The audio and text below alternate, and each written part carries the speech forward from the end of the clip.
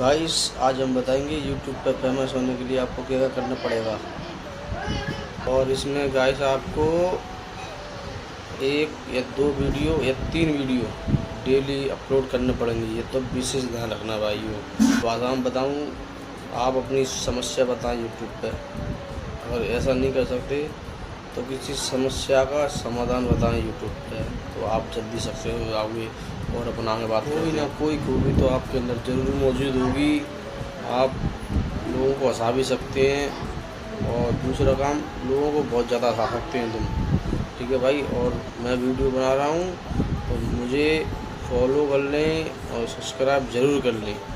या कोई तुम्हारे दिमाग में आइडिया आ रहा है तो उसके बारे में हम बता सकते हैं तुम यूट्यूब पर।